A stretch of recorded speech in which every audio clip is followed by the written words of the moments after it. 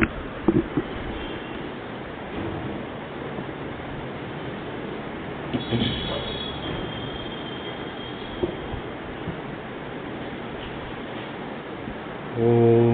सहना भवतु सहनौ भुनक्तु सह वीर्यङ्करवावहै तेजस्विनावधीतमस्तु मा विद्विषावहै। ओम शांति शांति शांतिः।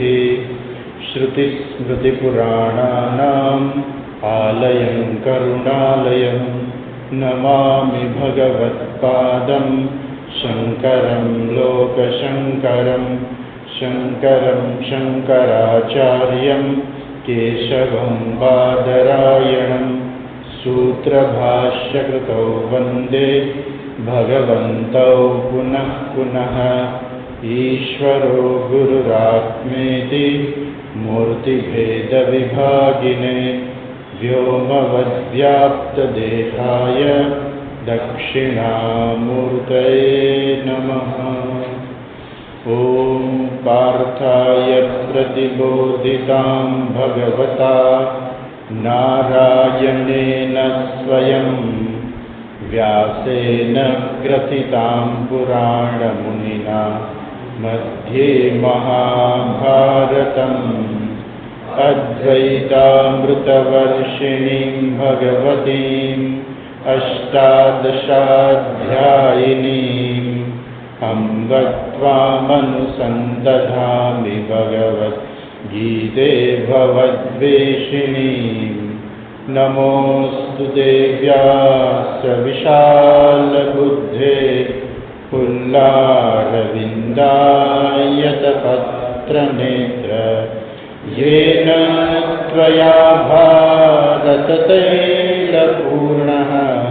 प्रज्वालितो ज्ञानमयप्रदीपः। यं ब्रह्मा वरुणेन्द्ररुद्रमरुतः स्तुवन्ति दिव्यैस्तवैः वेदैः साङ्गपदक्रमोपनिषदैः गायन्ति यं सामगाः। ध्यानावस्थिततद्गतेन मनसा पश्यन्ति यं योगिनः यस्यान्तं न विदुःसुरासुरगणाः। देवाय तस्मै नमः देवाय तस्मै नमः। ओम श्री परमात्मने नमः। अथ षष्ठोऽध्यायः। श्रीभगवानुवाच अनाश्रितः कर्मफलम् कार्यं कर्म करोति यः स सन्न्यासी च योगी च न निरग्निर्न चाक्रियः। यं सन्न्यासमिति प्राहुः योगं तं विद्धि पाण्डव। नैह्यसन्न्यस्तसङ्कल्पः योगी भवति कश्चन। आरुरुक्षोर्मुनिर्योगम्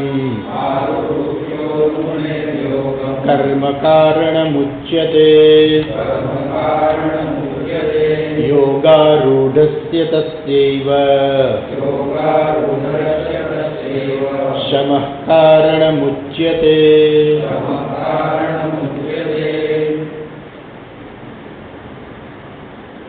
तो આપણે જોઈ રહ્યા છીએ ભગવદ્ ગીતાનો 6ઠ્ઠો અધ્યાય ધ્યાન યોગ। આ અધ્યાયની અંદર ભગવાન જે ધ્યાન વિષયક જે બધી વાતો છે એ ભગવાન કરવાના છે એને આપણે જો વિભાગ પાડવા હોય તો આપણે એવું કહી શકીએ કે ભગવાન 5 વસ્તુની ચર્ચા કરવાના છે આ અધ્યાયની અંદર. એક તો બહિરંગ સાધન, જે ધ્યાન યોગ માટે જે જરૂરી છે એવું બહિરંગ સાધન. બીજું અંતરંગ સાધન.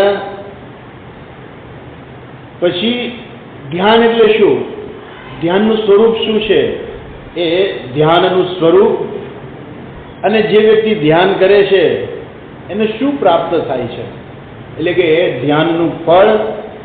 અને ધ્યાન કરવું હોય તો એમાં પ્રતિબંધકો આવતા હોય છે, એટલે પ્રતિબંધકોની ચર્ચા અને પ્રતિબંધકોને કેમ દૂર કરવા, એનો પરિહાર કેમ કરવો, એની ચર્ચા ભગવાન આ અધ્યાયની અંદર કરવાના છે. આપણે જોયું બહિરંગ સાધન વિશે ભગવાને શું કહ્યું, અનાશ્રિત કર્મ ફલમ કાર્યમ કર્મ કરોતિ. જે વ્યક્તિ છે કર્મફળને આશ્રિત થયા વગર જે વ્યક્તિ કર્મ કરે છે અને એ વ્યક્તિ જે છે અંતઃકરણની શુદ્ધિ પ્રાપ્ત કરે છે. ગઈકાલે આપણે જોયું આરુક્ષોર મુનેર યોગમ કર્મ કારણ મુચ્યતે. જે વ્યક્તિને ધ્યાન યોગ રૂપી ઘોડા ઉપર ચડવું છે, આરૂઢ થવું છે, એ વ્યક્તિ માટે કર્મ છે એ સાધન છે. એટલે કર્મ કરી વ્યક્તિ, અને કર્મ કેવી પ્રકારે કરવાનું, કર્મ તો બધા કરતા હોય છે, પણ કર્મની અંદર આખું માઇન્ડનું સેટિંગ ચેન્જ કરવાનું છે. પેલા માઇન્ડનું સેટિંગ કેવું હોય કે મારે આ બધા ભોગ જોઈએ છે, મારે આનું ફળ જોઈએ છીએ, એટલા માટે હું કર્મ કરું છું. પરંતુ જે વ્યક્તિને ધ્યાન યોગ ઉપર આરૂઢ થવું છે એ વ્યક્તિએ કેવી રીતે કર્મ કરવાનું, તો કે છે ઈશ્વરાર્પણ બુદ્ધિથી, યોગ બુદ્ધિથી કર્મ કરવાના. અને યોગ બુદ્ધિથી કર્મ કરી અને એ વ્યક્તિ યોગી બને છે. આરુક્ષોર મુનેર યોગમ કર્મ કારણ મુચ્યતે. અને જ્યારે એ વ્યક્તિ યોગારૂઢ થઈ જાય છે, અર્થાત અંતઃકરણની શુદ્ધિ પ્રાપ્ત થાય છે, યોગારૂઢસ્ય તસ્યૈવ શમઃ કારણ મુચ્યતે. પછી એ કર્મમાંથી ઉભરતી છે, કર્મમાંથી નિવૃત્તિ છે. કેમ કે એકને એક વસ્તુ છે હંમેશા પકડીને જ ન રખાય, કેમ કે સાધન છે.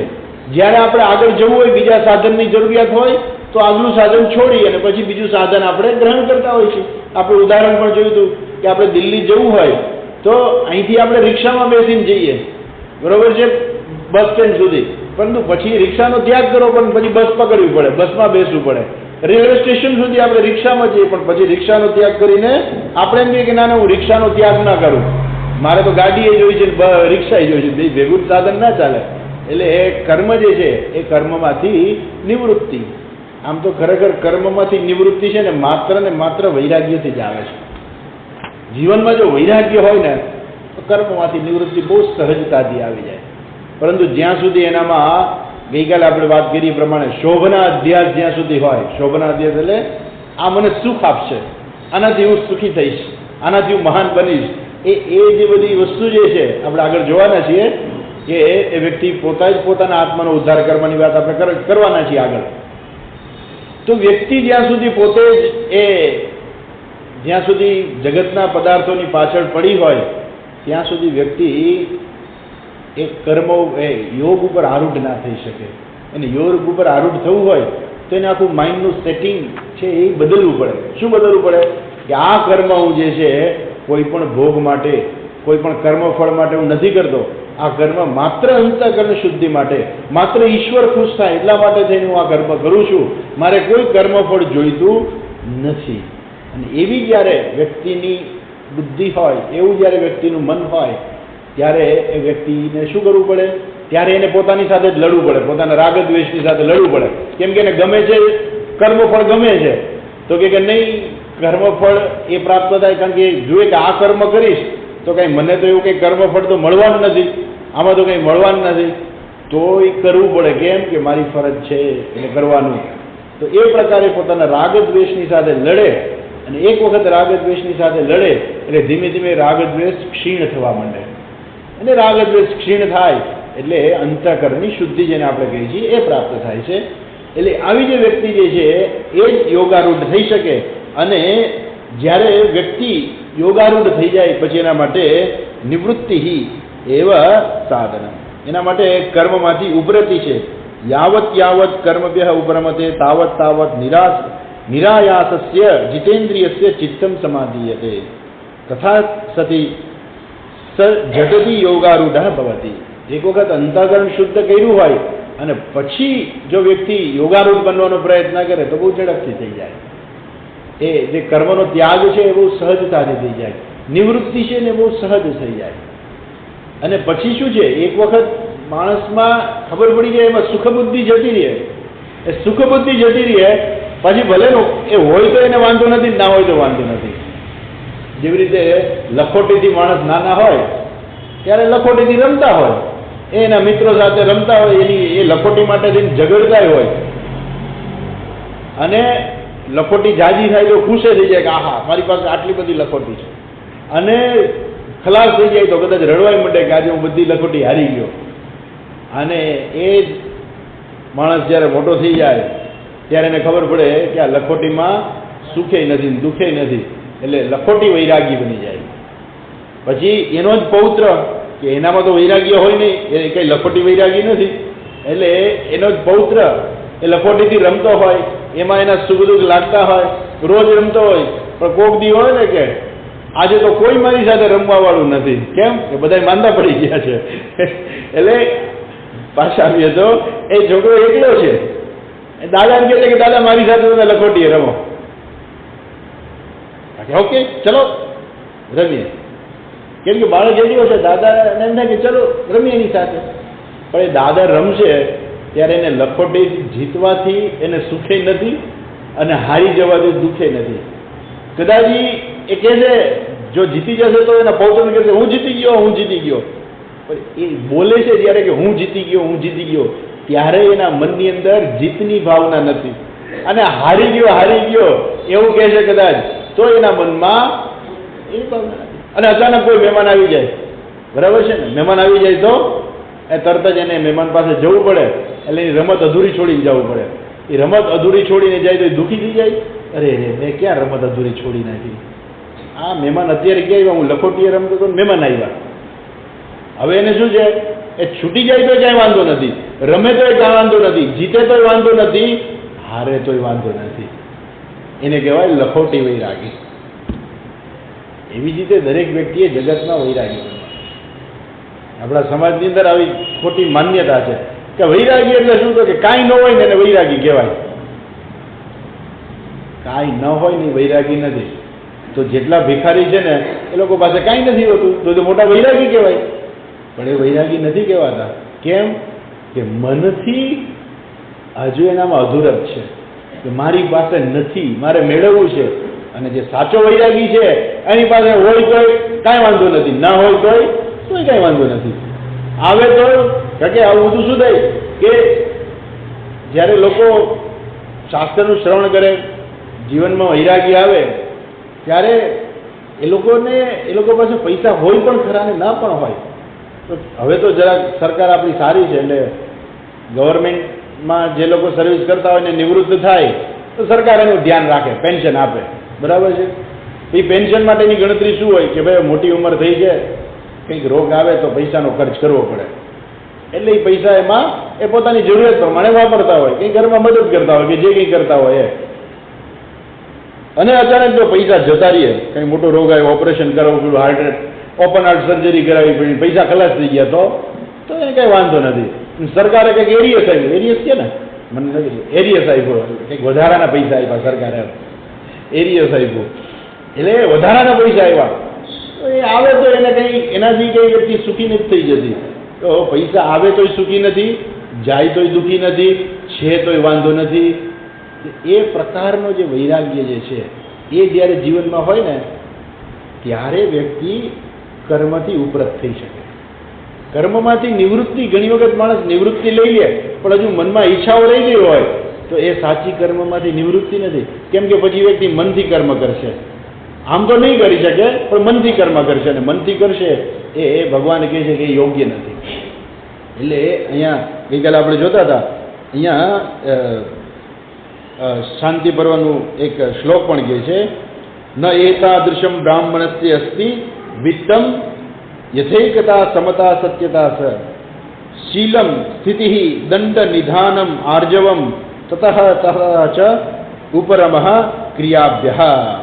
એટલે આ બધું જે છે ધીમે ધીમે આમાંથી એ વ્યક્તિ જે છે એ ઉપરત થાય છે. આ બધું ધીમે ધીમે વ્યક્તિ છોડે છે.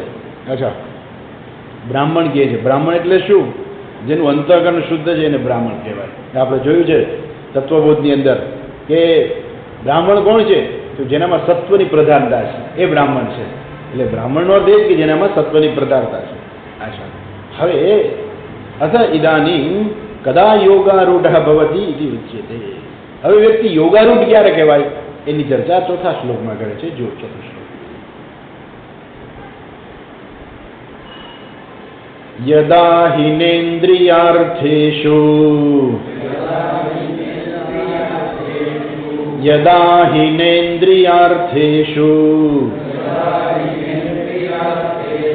ન કર્મસ્વનુસજ્જતે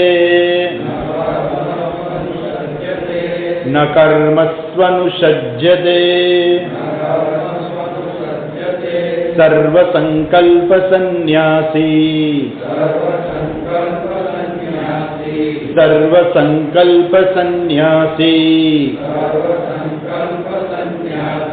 યોગારૂઢસ્તદોચ્યતે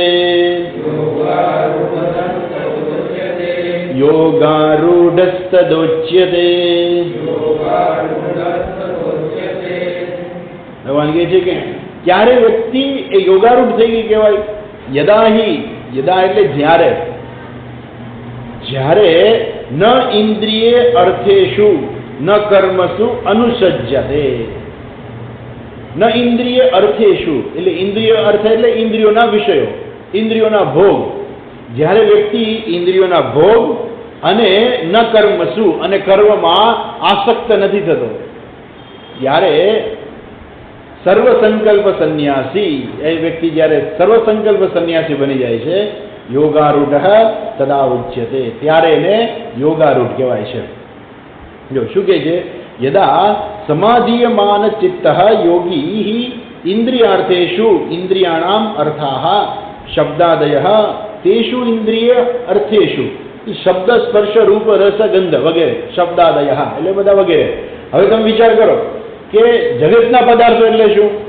તો કે જગતના પદાર્થો જે છે એ બધા ઇન્દ્રિયોને ખુશ કરે છે. એનાથી વિશેષ કંઈ નહીં કરી શકે. એટલે ઇન્દ્રિયો દ્વારા મન ખુશ થાય, મનને ખુશ કરે છે. અને મન ક્યારે ખુશ થાય? મન એની મેળે તો ખુશ થવાનું નથી. કંઈક એને વિષય મળે તો મન ખુશ થાય. કે લાડવા જોયા અને ખુશ થઈ ગયું કે હા લાડવા ખાવા મળશે આજે, બરોબર, તો મન ખુશ થઈ ગયું. અને ખાય ત્યારે એનો સ્વાદ એને આવે મળે છે કે હા સ્વાદ આવ્યો, લાડવા ખાધા. એટલે ઇન્દ્રિયોનો વિષય મળ્યો અને એને ખુશી છે, બરોબર છે. એવી રીતે એ ટીવી જોયું, યોગ્ય અને ગમતું પિક્ચર ટોકીઝમાં જોવા વ્યક્તિ જાય છે, ખુશ થઈ જાય કે હા હું ખુશ થઈ ગયો. કેમ? ટોકીઝમાં પિક્ચર જોયું. પિક્ચર કોણે જોયું? આંખે જોયું. ખુશ કોણ થયું? મન ખુશ થયું, બરાબર છે ને. આંખને તો બિચારીને કાંઈ લેવા દેવા જ નથી. આંખ તો ખુલ્લી રાખો એટલે એ તો જે દેખાડવાનું છે એ મનને રિપોર્ટિંગ કરી રાખશે. મને રિવર્સ શીખવા મારે કે મને આ ગમ્યું, મને આ ન ગમ્યું. તો આંખ તો ખુલ્લી રાખો એટલે બધું રિપોર્ટિંગ કરી રાખે. શબ્દ, સરસ મજાનું સંગીત, શબ્દાદય, એટલે આ બધા જે જગતના જે પદાર્થો જે છે એ બધા 5 વસ્તુની અંદર આવી જાય. શબ્દ સ્પર્શ રૂપ રસ ગંધ. અને એની ઇન્દ્રિયો જે છે આપણી 5 ઇન્દ્રિયો છે અને એ શું કરે છે? એ ઇન્દ્રિયો છે આ બધા વિષયોને ગ્રહણ કરે છે અને એનું રિપોર્ટિંગ મનને કરે છે. એટલે જ્યારે વ્યક્તિ યદાહી ઇન્દ્રિયાર્થેષુ ન ઇન્દ્રિયાર્થેષુ, ઇન્દ્રિયાર્થેષુ એટલે ન ઇન્દ્રિયાર્થેષુ અર્થાત ન એટલે ના પાડે છે કે જ્યારે વ્યક્તિ ઇન્દ્રિયોના વિષયોમાં આસક્ત નથી થતો. ઇન્દ્રિયોના વિષયો છે જેમાં આસક્ત ન થાય. હવે ક્યારે આસક્ત ન થાય? જ્યારે વ્યક્તિ એ સ્પષ્ટ હોય, ઓબ્જેક્ટિવ હોય કે આ વસ્તુ છે એ મને સુખ નથી આપી શકે એમ. એને સાચું ભાન થયું છે કે આ જગતના પદાર્થો છે એનામાં કોઈમાં મને સુખ આપવાની તાકાત છે જ નહીં. શબ્દો બોલવા સહેલા છે પરંતુ જીવનમાં ઉતારવા આગ્રહ છે. કેમ?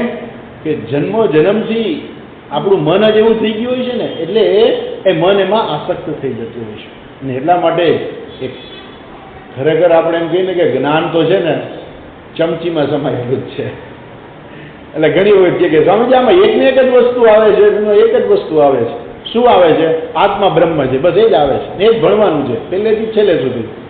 સ્વામી દયાનંદજી બહુ સરસ છે, અને કહ્યું હતું એમણે, એક કોર્સ ચાલુ થતો હતો એટલે સ્વામીજીએ કહ્યું કે હું આજે જે તમને વાત કહેવાનો છું ને એ 3 વર્ષ પછી પણ એ જ કહેવાનો છું, અને 3 વર્ષ દરમિયાન એ જ કહેવાનો છું. એવું નથી કે 3 વર્ષની વચ્ચે હું તમને કંઈક નવી વાતો કહીશ, નહીં. આજે જે કહું છું એ જ કાલે કહેવાનો છું, કાલે કહેવાનું છું એ જ પરમ દિવસે કહેવાનું છું, 3 વર્ષ દરમિયાન એ જ કહેવાનું છું, 3 વર્ષ. એટલે લોકોને તો આશ્ચર્ય થાય ને કે અમે 3 વર્ષ અહીંયા ભણવા આવ્યા છે ને તમે એક જ વસ્તુ ભણાવવાના છો. એક જ વસ્તુ ભણાવો, પણ રોજ તમને શું થશે? તમને રોજ એમાં કંઈક નવીનતા લાગશે. વસ્તુ એક જ છે પરંતુ રોજ નવીનતા લાગશે. કેમ? એટલા માટે કે અરીસો હોય ને બહુ મેલો થઈ ગયો હોય ને તો જેમ તમે કપડું એકવાર મારો તો એ અરીસામાં કંઈક પ્રતિબિંબ છે વધારે સારું પડે, બીજી વાર કપડું મારો તો વધારે સારું પડે. પણ પેલા કંઈક એકને એક અરીસામાં જોઈ જ રાખવું, એકને એક અરીસામાં પેલા અરીસો સાફ થવો જોઈએ કે નહીં સરખો? તમે અરીસો બરાબર સાફ કરો. એ અરીસો સાફ કરતા શું થાય? એ સૌથી વધારે સમય અરીસો સાફ કરતા જ લાગે. પોતાનું પ્રતિબિંબ જોતા કેટલી વાર લાગે? કરતા. એ તો સહજ છે. પણ અરીસો સાફ ન હોય અને ધીમે ધીમે અરીસો સાફ કરતા જાય એમ શું થાય કે એનું પ્રતિબિંબ વધારે ને વધારે સ્પષ્ટ થતું જાય છે. એમ શાસ્ત્ર અરીસો છે. એટલે જેમ આપણે શાસ્ત્ર ભણતા જઈએ ને એમ આપણી સ્પષ્ટતા વધતી જાય. તો શાસ્ત્રની અંદર બીજું કોઈ નવીન વસ્તુ આવવાની જ નથી. એ શાસ્ત્ર પહેલા એ જ કહે છે કે તત્વમસી, અને શાસ્ત્ર છેલ્લે એ જ કહે છે કે તત્વમસી. શાસ્ત્ર બીજું કશું જ નથી. પણ જેમ વ્યક્તિનું મન જે છે એ વધુ ને વધુ કેપેબલ થાય સમજવા માટે થઈને એમ એનામાં વધુ ને વધુ સ્પષ્ટતા આવતી જાય છે. એટલે શરૂઆતમાં વ્યક્તિ કેવી હોય છે? ઇન્દ્રિયોના વિષયોની પાછળ ફરતી હોય છે. હવે જ્યારે યોગ બુદ્ધિથી કર્મ કરે છે અને એ ઇન્દ્રિયોની મર્યાદાને બરાબર જાણી લે છે કે આ ઇન્દ્રિયો મને કોઈ સુખ આપી શકે એમ નથી, એટલે પછી શું છે? એ વ્યક્તિ કોઈ ઇન્દ્રિયોના ભોગ પ્રત્યે આસક્ત નથી થતો. એનો અર્થ એવો નહીં કે કંઈ ભોગ નહીં કરે. કેમ કે જગતના દરેક પદાર્થો જે ભોગ જ છે. લાડવા ખાવા એ ભોગ છે, અને લાડવા ખાવા એ ભોગ નથી, પણ બે છે. લાડવા ખાવા એ ભોગ છે અને લાડવા ખાવા એ ભોગ નથી. લાડવા ખાવા એ ભોગ ક્યારે છે? કે જ્યારે એમાં રાગ હોય અને હું લાડવા ખાઉં તો એ ભોગ છે, અને મને રાગ નથી ને હું લાડવા ખાઉં તો એ ભોગ નથી. કે જગતના પદાર્થો છે, જગતના વિષયો છે, આપણે આંખો ખુલી છે, આપણા કાન ખુલ્લા છે, એટલે એ તો સતત આપણી સામે આવી જ રાખવાના છે. આપણી જે ભોગ બુદ્ધિ જો એમાંથી જતી રહે તો એકેય વસ્તુ આપણને ડિસ્ટર્બ ના કરી શકે. એ જ લાડવા છે, પેલી વ્યક્તિ ડિસ્ટર્બ થતી હતી કે મારે લાડવા ખાવા છે. હવે કદાચ લાડવા મળે તો ઠીક છે, ના મળે તો ઠીક છે, કોઈ ફેર નથી પડતો. કેમ કે હવે એમાંથી એની આસક્તિ જતી રહી છે. એટલે જે વ્યક્તિ શાસ્ત્રોક્ત કર્મ કરતી હોય, ઈશ્વરાર્પણ બુદ્ધિથી કર્મ કરતી હોય, અંતઃકરણ શુદ્ધિ કરતી હોય, તો શું એને પછી કંઈ ખાવા પીવાનું નહીં? એવું કે પછી કંઈ ખાઈ પીને? કેમ કે ખાય તો એ ભોગ કહેવાય. તો ભગવાનને તો 56 ભોગ ધરાવે, તો ભગવાન સૌથી મોટા ભોગી કહેવાય ને. ભગવાનને 56 ભોગ, એને કાંઈ સ્પર્શી નથી શકતું. કેમ? આપણે ભગવાનને ધરાવીએ છીએ, આપણી ભાવના છે. એ આપણી ભાવના જે છે વધુ ને વધુ ઈશ્વર તરફ થાય, આપણો પોતાનો અહંકાર ઓછો થાય, એટલા માટે આપણે ભગવાનને ધરાવીએ છીએ. બાકી શું ભગવાન ભૂખ્યા છે કે આપણે 56 ભોગ ધરાવીને ભગવાન ખાય? તમે એવું માનો છો? તો ઈશ્વર કોને કહેવાય? ભગવાન કોને કહેવાય? એ ધારે તો 56 તો 112 ભોગ એની મેળે ક્ષણમાં ઊભા કરી શકે એમ છે. એ આપણી શું રાહ જોઈએ કે તમે આવો ભગવાન ભોગ ધરાવે પછી ભગવાન ખાય? એ ભગવાન નથી, એનામાં તાકાત નથી જાતે બધું ઉત્પન્ન કરવાની. આખું જગત ઉત્પન્ન કરી શકતા હોય એ ભગવાન એક થોડીક રસોઈ જાતે ન ઊભી કરી શકે? હે? પણ જે તૃપ્ત છે, જે પૂર્ણ છે, એને કાંઈ જરૂરિયાત નથી. અને આપણે ધરીએ એ તો આપણી ભાવના છે. એટલે આ ભાવનાથી આપણું હૃદય શુદ્ધ થાય છે કે આપણે ભગવાન માટે કંઈક કરીએ છીએ. આપણે મારા માટે નથી કરતા, હું માટે નથી કરતા, ભગવાન માટે કંઈક કરીએ છીએ. એની આપણે પાછા આવીએ તો જ્યારે વ્યક્તિની બુદ્ધિ છે એ ભોગ બુદ્ધિ જતી રહે, ન ઇન્દ્રિયાર્થે શું ન કર્મ શું અનુસજ્યતે, એટલે ઇન્દ્રિયોના વિષયો અને કર્મની અંદર માણસ આસક્ત થઈ જાય. તો કર્મની અંદર પણ આસક્તિ ક્યારે થાય? કર્મમાં આસક્તિ ક્યારે થાય? કે જ્યારે વ્યક્તિને કર્મફળ જોઈતું હોય ત્યારે. કર્મની અંદર એમને કોઈ માણસ આસક્ત નથી થતી. એ વ્યક્તિને કર્મફળમાં રસ છે કે મને આ કર્મફળ જોઈએ છે, આ કર્મફળ મળે તો હું સુખી, આ કર્મફળ ના મળે તો હું દુઃખી, મારા કર્મફળ જોઈએ જ છે, કોઈ પણ ભોગે જોઈએ છે. અને એને કારણે થઈને જ એ વ્યક્તિ દુઃખી રહે છે. એ સુખીએ થાય છે અને દુઃખીએ થાય છે. ખોટો સુખનો આરોપ કરે છે, પોતાની જાતને એવું માને છે કે હું ખરેખર સુખી છું. બરાબર ને? અને આ બધું સુખ કેવું, આ બધું સુખ કેવું છે? પેલા ભૂંડ જેવું છે. ભૂંડ જેવું સુખ છે. ભૂંડ જેવું સુખ એટલે શું? તો ભૂંડને એમ લાગે કે એ કાદવ કીચડમાં પડ્યું ને હા હા હું તો અહીંયા બહુ સુખી છું. આપણે એનાથી ભાગતા હોઈએ કેમ કે ગંદકી છે, પણ એ ગંદકી એને નથી લાગતી કેમ કે એમાં આસક્ત છે. એટલે એમ જે વ્યક્તિ જગતના વિષયોમાં આસક્ત છે એ વ્યક્તિ જે છે એને કર્મ માટે દોડાદોડી કરશે. એટલે જગતની અંદર જે વ્યક્તિ દોડાદોડી કરતી સમજી લેવાનું કે આને કર્મમાં રસ છે, કેમ કે એને મેળવવું છે કર્મ, અને કર્મ કરી અને એને કર્મફળ જોઈએ છે કે આ કર્મફળ મને મળશે તો હું સુખી થઈ જઈશ અને નહીં મળે તો હું દુઃખી થઈ જઈશ. એટલે આ જગતની અંદર જે બધી દોડાદોડી ચાલે છે શેની છે? આની જ છે. ઇવન જેટલા યુદ્ધો થાય છે ને બધા શાંતિ માટે જ થાય છે.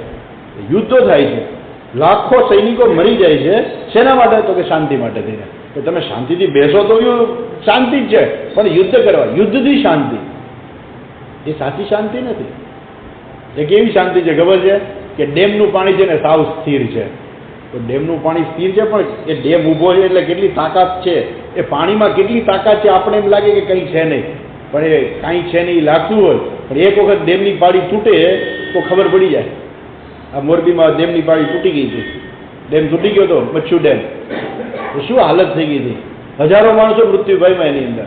પણ જ્યારે ડેમમાં પાણી સ્થિર હોય ત્યારે આપણે તેમ જ લાગે એટલે પાણી તો સાવ સ્થિર જ છે, પણ હકીકતે એવું નથી, એની અંદર શક્તિ બનેલી હોય છે. એમ ઘણા માણસો ક્યારેક શાંતિથી બેઠા હોય, પણ શાંતિથી બેઠા હોય આપણે એમ લાગે કે હા શાંતિથી બેઠા છો, પણ હકીકત અંદરથી ઘણું હાલતું હોય એનું. અને એટલા માટે એ ક્યારેક પ્રવચન સાંભળી જ ના શકે, એ વેદાંતું શ્રવણ કરી જ ના શકે. કેમ કે એને જગતના પદાર્થોની અંદર રસ છે, વિષયોમાં રસ છે કે મારે હજુ આટલું મેળવી લેવું છે, આટલું મેળવી લેવું છે. અને કદાચ તમે એને પરાણે લઈ આવો ક્યારેક તો એને એ કશું સાંભળશે જ નહીં. કેમ કે એનું મન ક્યાંક બીજે છે, એનું મન ક્યાં છે? જગતના વિષયોની અંદર છે, જગતના પદાર્થોમાં છે. એટલે જ્યાં સુધી જીવનમાં વૈરાગ્ય નથી ત્યાં સુધી જગતના વિષયો, જગતના પદાર્થો કે કર્મમાંથી આસક્તિ જાય છે. એટલા માટે વૈરાગ્ય છે સૌથી મોટું પરિબળ છે. આગળ પણ ભગવાન કહેવાના છે અભ્યાસ એને તો કહું ને એ વૈરાગ્ય એને જગરી છે, ત્યારે વિસ્તારથી હજુ જોઈશું આપણે, હજુ ઘણી વાર છે. પરંતુ એ વૈરાગ્ય છે, વૈરાગ્ય એટલે શું? રાગનો અભાવ. રાગનો અભાવ એટલે આ મને સુખ આપી શકે એમ નથી. બસ એ સાચી સમજણ જો હોય ને માણસમાં પછી કાંઈ વાંધો નથી. એટલે શું થાય કે તો પછી એને ક્યારેય કોઈ ગુમાવવાનું નહીં રહે. નહીં તો સંન્યાસી જે સૌથી દુઃખી માણસ હોય. કેમ? કેમ કે સંન્યાસી એટલે બધું છોડી દેવાનું, કાંઈ નહીં. હવે એનું કોણ ધ્યાન રાખશે એ ખબર નથી. ક્યાં ખાવાનું મળશે, ક્યાં રહેવાનું મળશે, ક્યાં પીવાનું મળશે, શું મળશે કાંઈ ખબર નથી. સર્વનો ત્યાગ કરી દીધો છે. અને કાંઈ ન હોવા છતાં એ કોને સમર્પિત છે? ઈશ્વરને સમર્પિત છે. એ જે નસીબમાં હશે એ મળશે.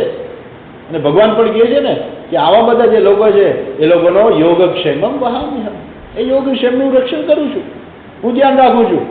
પણ એની પાસે તો કંઈ નથી, પણ છતાંય એ મનથી કેવી છે વ્યક્તિ? શાંત છે.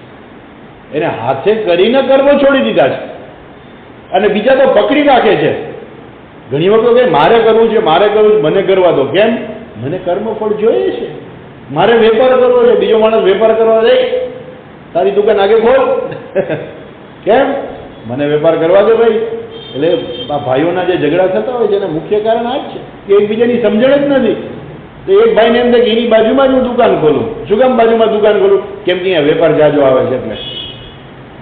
એને એમ નથી થતું કે મારા ભાઈને હું કમાવા દઉં, એનામાંથી હું લઈ લઉં. શું કામ? કે પૈસા મને વધારે મળે તો હું સુખી ને, મારો ભાઈ ભલે ને પૈસા ઓછા કમાય, હું મારે સુખ મેળવવું છે, એનું જે થવું હોય તે થાય. એટલે આ જે બધી વસ્તુ જે છે એ શું બતાવે છે કે જ્યાં સુધી મનમાં અધૂરપ છે કે હું અધૂરો છું, હું કંઈક કરીશ તો મને કંઈક મળશે, ત્યાં સુધી એ માણસ કર્મમાં આસક્ત જ રહેશે. એનો અર્થ એવો નથી કે કર્મ સાવ છોડી દેવું. જો કર્મ સાવ છોડી દેવાનું થાય, કારણ કે અહીંયા ભગવાન કહ્યું ને શમઃ કારણમ ઉચ્યતે, તો કર્મ. પણ તમે જોજો શંકરાચાર્યજી જેવી વ્યક્તિ જે છે, ભગવાન શ્રી કૃષ્ણ છે, તો એ લોકોએ કર્મો કેટલા કર્યા છે. તો શું એ લોકો કર્મમાં આસક્ત હતા? ભગવાન શું કહે છે? નાના વાપ્તમ વાપ્તવ્યમ વર્ત એવ ચ કર્મણી.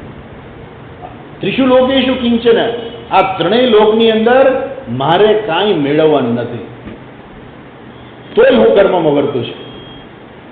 હવે તમને ખ્યાલ આવશે કે ભગવાન જે કર્મની જે વાત કરે છે એ ક્યાં વાત છે? કર્મ એટલે આંતરિક જે મન જે છે એની સાથે વાત છે, માત્ર બાહ્ય દેખાવ કર્મ સાથે વાત નથી. કર્મ જે આંતરિક પેલા થાય છે પછી બહાર થાય છે, એ જે આંતરિક પેલા જે કર્મ થાય છે ને એની સામે ભગવાન પેલા કર્તા સામે વાંધો છે. એવડો કર્તા છે એ સુખનો આરોપ કરે છે કે આ કર્મ કરીને હું સુખી થઈશ. તો ભગવાન અર્જુનને કહે છે કે તું યુદ્ધ કર, પણ તું એના પરિણામની ચિંતા ના કર. યુદ્ધ સરખી રીતે કર, પરિણામ જે આવવાનું છે આવશે. દરેક વ્યક્તિના હાથમાં નથી. પરિણામ ક્યારેક જુદું આવી શકે છે. આપણે આગળ જોયું છે કે 4 થી 5 પ્રકારના પરિણામો આવતા હોય છે. તો એ પરિણામ ગમે તે આવે, એ વ્યક્તિએ પોતાનું કર્મ કરે. પરંતુ જો મને કંઈ મળતું જ ના હોય તો પછી મારે શું કામ કર્મ કરવું? મારે કંઈ સુખ બુદ્ધિ છે જ નહીં, મારે કંઈ સુખ મેળવવું જ નથી, તો પછી મારે કર્મ કરવું શા માટે? તો એ મોટો પ્રશ્ન છે. એટલે ઘણી વખત એવું લાગે કે આ કર્મ કરતા હોય ને તો કે એ કર્મ કરે છે ને એનો અર્થ હજુ એ કર્મ બંધનમાં જ છે. પણ આંતરિક રીતે કોને ખબર છે? કોઈને ખબર નથી કે આ વ્યક્તિ ખરેખર, જેમ કહેવાય ને કે 2 દાદાજી લખોટીથી રમે છે, એમાં કયા દાદાજી વૈરાગી છે એ કેમ ખબર પડે? લખોટીથી તો 2 રમે છે અને 2 એમ કહે છે કે હું જીતી ગયો. અને જો એક દાદાજી ખરેખર એવું માનતા હોય તો આપણે શું કહીએ કે હજુ આ મેચ્યોર નથી, હજુ બાળક છે. ઘણી વખત છોકરા હોય ને મોટા થઈ જાય પણ આંતરિક રીતે મોટા ના થયા હોય, એટલે એ નાના બાળકો જે રમત રમતા હોય ને એવી રમત રમે, એમાંથી સુખી થાય કે આ જ બરાબર છે, આ જ યોગ્ય છે, આ જ કરવા જેવું છે. કેમ કે હજુ માનસિક રીતે એ મોટા નથી થયા હોતા. અને એટલા માટે થઈને જ એના માટે સ્પેશિયલ વ્યવસ્થા હોય છે. જે લોકો માનસિક રીતે મોટા ન થતા હોય ને એના માટે સ્પેશિયલ હોસ્પિટલ હોય છે કે એને મોટા કરે કે હવે તમે મોટા થાવ. હું ના સમજે, એને એટલું જ હોય. કેમ કે એનું મનનો વિકાસ જ નથી થયો. એમ આ જગતની અંદર બધા લોકો જે છે એ મોટા થાય છે, શરીરથી મોટા થઈ જાય છે, પણ સમજણમાં મોટા નથી થતા. એની સમજણ જે વધવી જોઈએ એનાથી વધતી. એટલે એ લોકો કહે માણસની આઈક્યુ વધી જાય છે પણ ઈક્યુ વધતી નથી. ઈક્યુ નથી વધતી, એટલે ઇમોશનલ. તો વ્યક્તિ ઇમોશનલી જે છે, ઇમોશનલ મેચ્યોરિટી એનામાં નથી આવતી. આઈક્યુ આવી જાય. હા જો તો તમે જો ઘણા બધું ભણેલા છે, ઇંગ્લિશમાં વાતો કરતા હોય, બરાબર છે, ઓકે, ભણ્યા છે, કેટલું ભણ્યા? એન્જિનિયર થયા, ઓકે, હવે એન્જિનિયર સાહેબ છે, ઓકે, એન્જિનિયર સાહેબ, હવે શું? પણ એન્જિનિયર સાહેબ પૈસા પાછળ જ પડ્યા છે, એમાં શું ફેર? એક ડોક્ટરે પૈસા પાછળ છે, એક એન્જિનિયરે પૈસા પાછળ છે, અને એક નાનકડો વેપારીએ પૈસા પાછળ છે. ત્રણેયમાં ફેર શું? ત્રણેય હરકત છે. તો ડોક્ટર છે વ્યવસ્થિત રીતે પૈસા પાછળ પડે, એન્જિનિયર છે જરાક એનાથી વ્યવસ્થિત રીતે પૈસા પાછળ પડે, અને પેલો નાનો વેપારી છે એ બિચારો માન કરીને પૈસા પાછળ તો પડે પણ માન કરીને પૈસા હાથમાં આવતા હોય. પણ છે તો ત્રણેય પૈસા પાછળ છે. તો મેચ્યોરિટી કોનામાં છે? કે જેનામાં સમજણ વધારે છે એ મેચ્યોર છે. મેચ્યોરિટી સમજણ વધવી જોઈએ. એટલે જ્યાં સુધી સમજણ નથી, જ્યાં સુધી કર્મની અંદર સુખ બુદ્ધિ છે, ત્યાં સુધી એ વ્યક્તિ કર્મમાં આસક્ત જ રહેશે. પરંતુ જે વ્યક્તિ ઈશ્વરાર્પણ બુદ્ધિથી કર્મો કર્યા છે એ વ્યક્તિ જે છે એને ઇન્દ્રિયો પ્રત્યે, ઇન્દ્રિયોના વિષયો પ્રત્યે, ઇન્દ્રિય અર્થેષુ અને કર્મસુ ન અનુસજ્યતે. જેને ઈશ્વરાર્પણ બુદ્ધિથી કર્મો કર્યા છે એટલે હવે બધા રાગ દ્વેષ જતા રહ્યા છે. હવે પૈસાને શું કરવા છે? જે માણસ 50-100 રૂપિયા કે 1000-10,000 રૂપિયા પાછળ પડતો હોય, હવે એની પાસે જ્યારે કરોડો રૂપિયા આવી જાય તો એને પછી આની કિંમત નથી રહેતી. કેમ? હવે એની વેલ્યુ આખી ઘટી ગઈ. કેમ કે એની પાસે ઘણા પૈસા છે. એટલે એમ જ્યારે વ્યક્તિ મોક્ષ પાછળ જાય છે ત્યારે ખબર છે કે મારે શું મેળવવું છે. આ કોઈ સામાન્ય વસ્તુ નથી. મોક્ષ છે એ કંઈ સામાન્ય વસ્તુ નથી.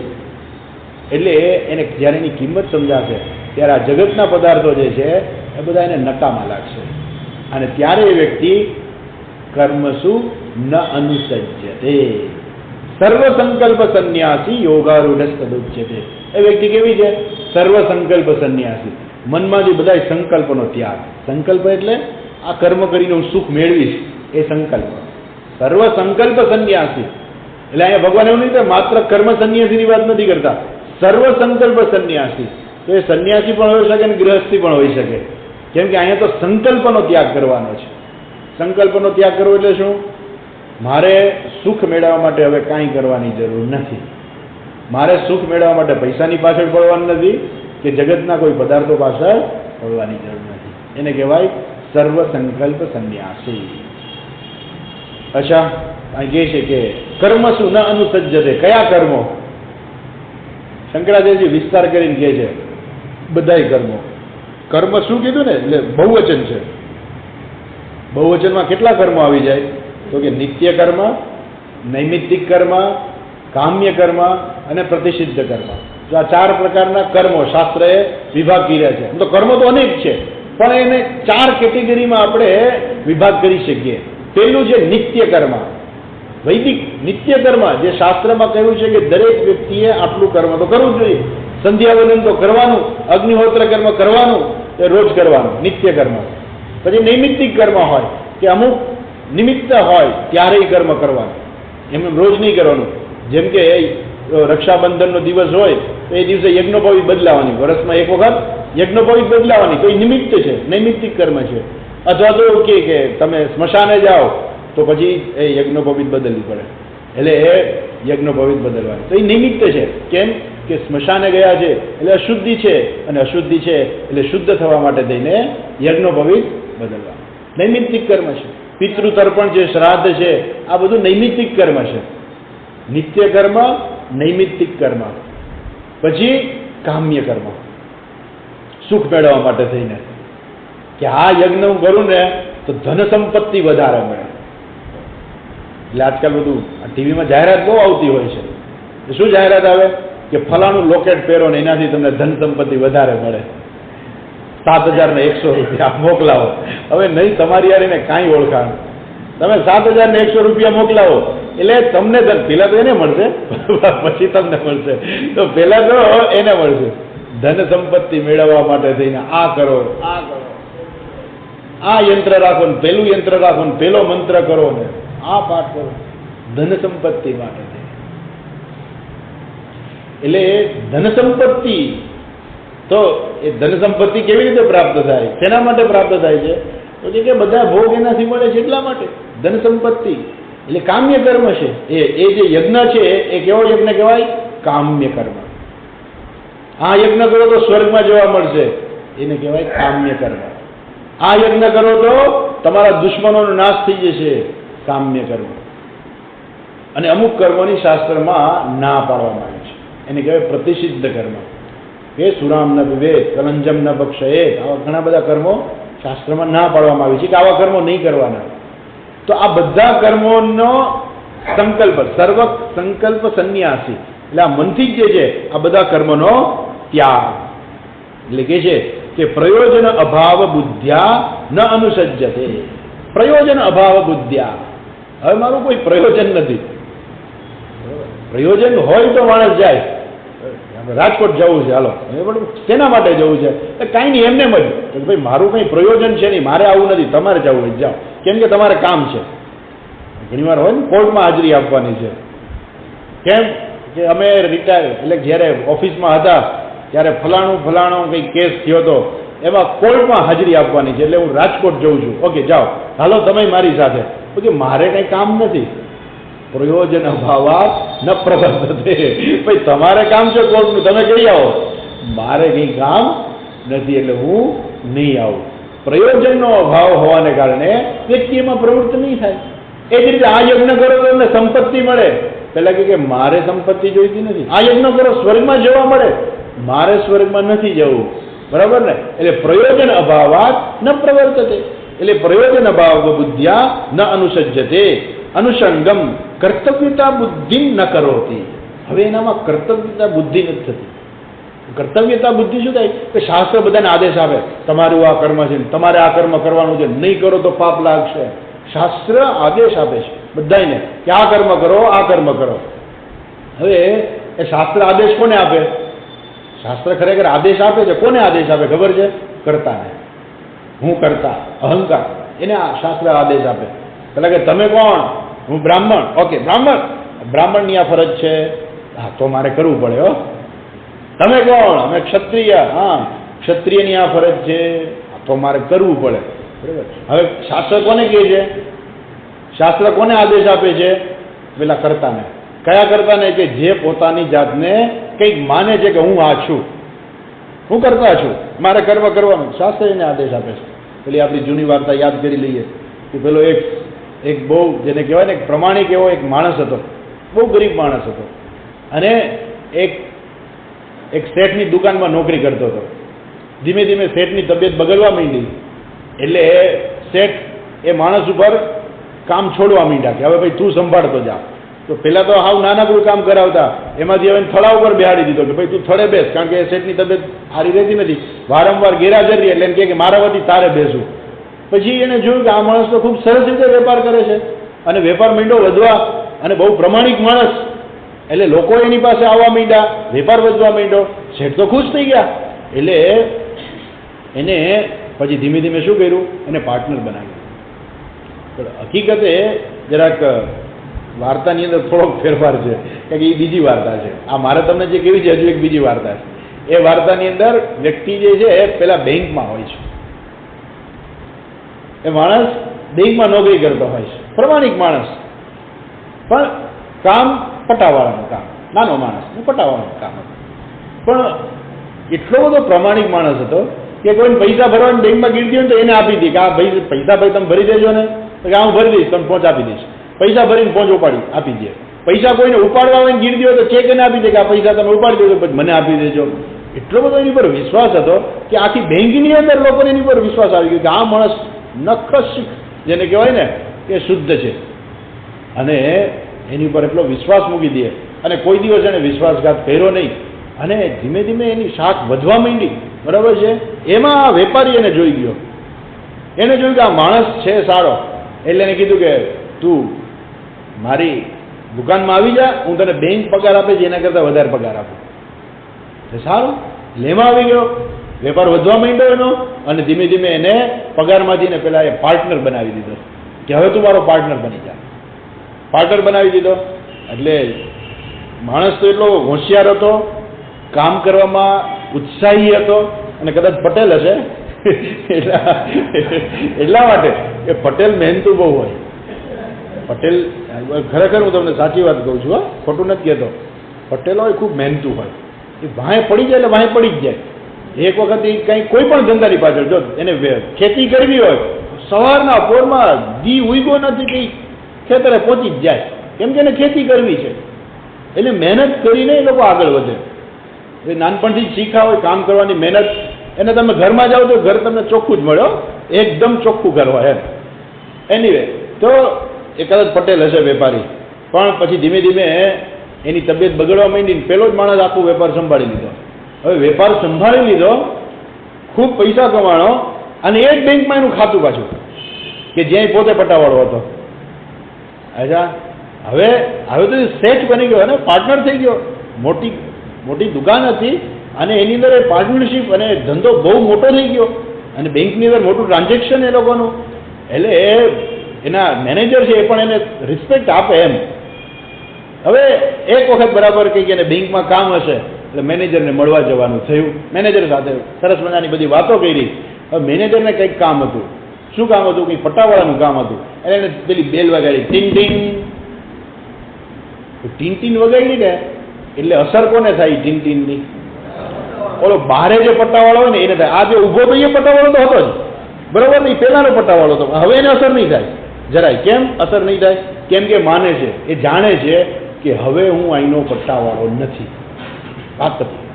અને અસર કોને થશે? ઓલો જે બારે પટ્ટાવાળો હશે એને અસર થશે કે સાહેબ બોલાવે છે. યસ સર આવીને કહે યસ સર, બોલો સાહેબ શું કામ છે? તરત જ કહે છે. એ અસર કોને થાય? અહીંયા કે જે વ્યક્તિ એમ માને છે કે હું પટ્ટાવાળો છું એને અસર થાય. અને પેલી વ્યક્તિ ત્યાં પટાવાળો હતો, પણ હવે એને ખબર છે કે હવે હું અહીંયા પટાવાળો નથી હો, એટલે હવે એને એ ટીનની અસર કાંઈ નહીં થાય. એમ શાસ્ત્ર જે કહે છે કે આ તારી ફરજ છે, તારે આ કર્મ કરવાનું છે ને આ તારી ફરજ છે ને, એ કોને કાંઈ છે? શાસ્ત્ર કોને કહે છે? શાસ્ત્ર કર્તાને કહે છે. એટલે કે હું કરતા જ નથી. શાસ્ત્ર બ્રાહ્મણને કહે છે, એટલે કે હું બ્રાહ્મણ જ નથી. નાહમ બ્રાહ્મણ નાહમ ક્ષત્રિય નાહમ વૈશ્ય નાહમ શુદ્ર ચિદાનંદ રૂપ શિવોહમ. કોને અસર થશે? કોઈ શાસ્ત્રની અસર નહીં થાય ને. પરંતુ જે લોકો એવું માને છે કે આના અમારા કરવું જોઈએ, અમે તો બ્રાહ્મણ છીએ કે અમે ક્ષત્રિય છીએ કે અમે વૈશ્ય, હા, શાસ્ત્ર એને ઉદ્દેશીને કહે છે કે આ તારી ફરજ છે ને તું કર. હા, જ્યાં સુધી વ્યક્તિમાં કરતા ભાવ છે, કે જ્યાં સુધી વ્યક્તિ પોતાની જાતને અહંકાર છે કે હું આ છું, શાસ્ત્ર એને કહે છે કે તું કર. પછી ધીમે ધીમે એ વ્યક્તિ એ કર્મ કરી કરીને પછી એને ખબર પડે કે ભાઈ હું તો બ્રાહ્મણ છું જ નહીં, ખરેખર હું ક્ષત્રિય નથી, હું શુદ્ર. ચિદાનંદ રૂપ, હવે એને અસર નહીં થાય. ચિદાનંદ રૂપ શિવોહમ શિવોહમ. હવે કર્મ શું ન અનુસજ્યતે, હવે કર્મમાં આસક્ત નહીં થાય. અચ્છા, અને એવી જે વ્યક્તિ છે એને કહે છે સર્વ સંકલ્પ સંન્યાસી. સર્વાન સંકલ્પાન ઇહ અમૂત્ર અર્થ કામ હેતુન સંન્યસિતુ શીલમ અસ્ય ઇતિ સર્વ સંકલ્પ સંન્યાસી. જેને કાંઈ નથી જોઈતું. શું નથી જોઈતું? ઇહ.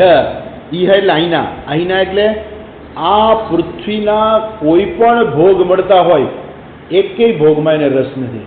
એટલે કે તને રાજા બનાવી દઉં, તો કે પણ મારે રાજા નથી જ બનવું, મારે નથી બનવું રાજા. બસ એનાથી વધારે કયો ભોગ હોય? રાજાને બધા ભોગ ઉપલબ્ધ હોય, રાજા બનાવી દે, મને એમાં રસ નથી. ઇહ અમૂત્ર. અમૂત્ર એટલે પરલોક.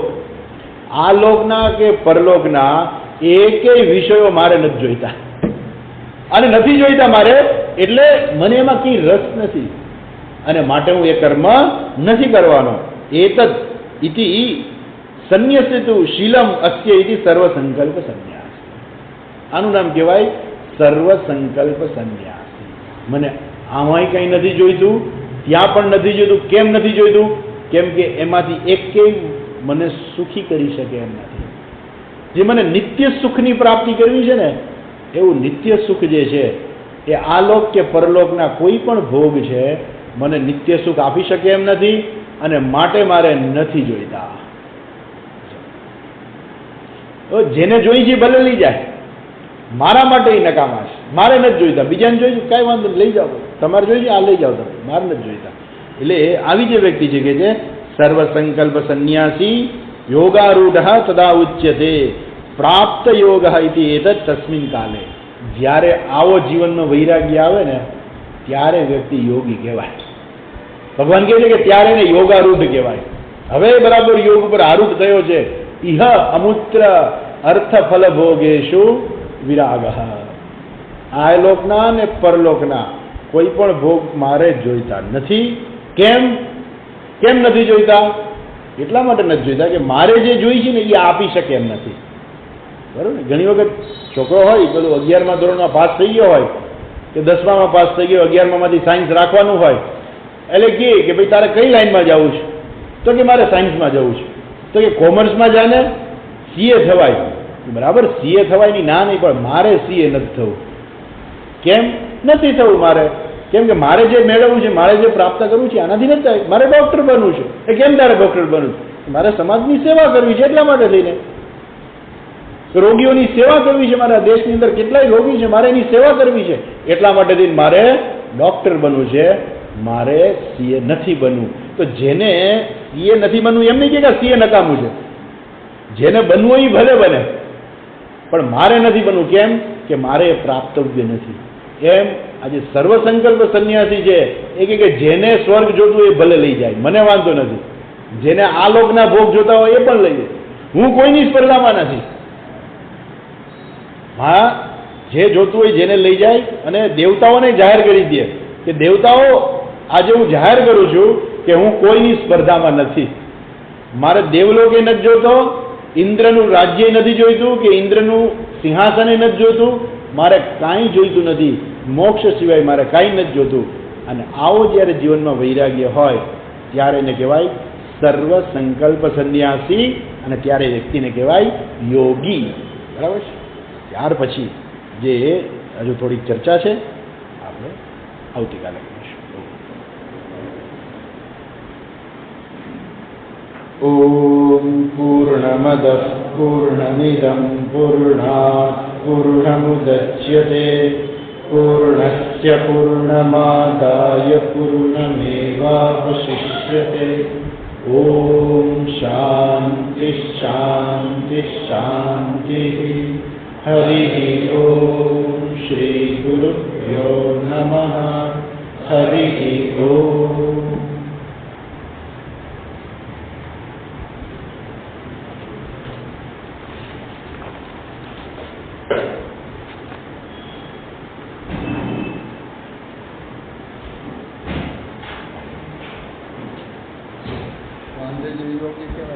ગાંધી યસ યોગી ખરો ને.